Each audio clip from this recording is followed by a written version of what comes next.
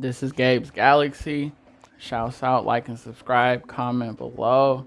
I got another story for y'all, man. I'm gonna leave the link below for y'all to go check it out yourselves, but actually, no, I might not do that. What the fuck am I saying?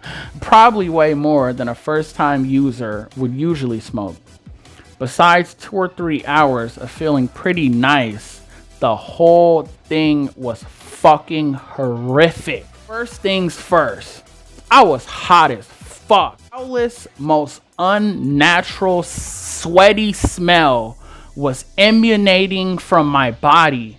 But no matter how much deodorant I used, nothing could make me smell better. Secondly, the drug never seemed to wear in a good way.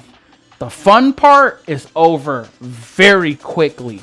Like a after that, you become like your impulses and what the meth does to you. The amount I smoked kept me up for over 3 days, and I was actually trying to go to bed. I took Tylenol PM and everything. I spent the first 12 hours with an insanely unnatural sex drive. I even hired a prostitute, and I was tweaking too damn hard to even calm down to have an erection. So I ended up just getting a hotel and masturbating a lot. But I couldn't even enjoy that, because that's when the psychosis kicked in. By this point, I hadn't slept, so I started having auditory and visual hallucinations, like hearing sirens and imagining that there were people outside my window, outside my hotel window. I probably spent like 12 hours peeking out of the window blinds, looking for cops or people who might be coming to kill me. Dun dun dun. And people, I shit you not, this is not like weed paranoia. No. Or any kind of hallucinations I had ever had. I literally thought there were people outside my window. I even called the hotel front desk. Yes, I called the hotel front desk twice to ask them to tell the people to stop gathering outside my window. And I felt so fucking dumb and confused when the guy came out and checked and told me there were no people there. There was no people there. There was more or less, that was more or less of the story for the next couple days.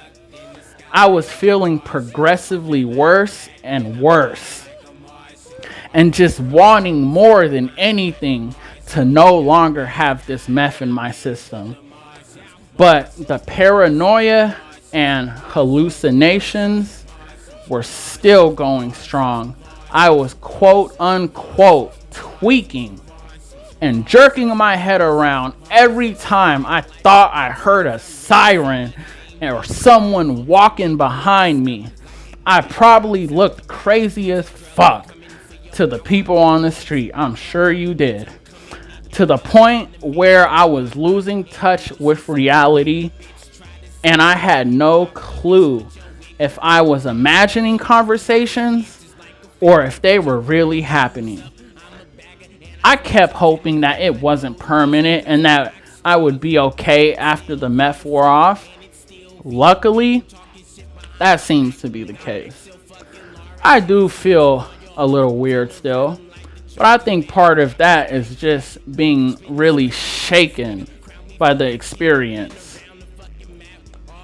After 3 days of everyone looking at me like a monster, smelling like an unnatural demon, smelling like unnatural demon sweat, could imagine how that shit smelled like, and almost losing my mind, I was finally able to get to sleep And it took me about 4 days, 4, to finally feel better.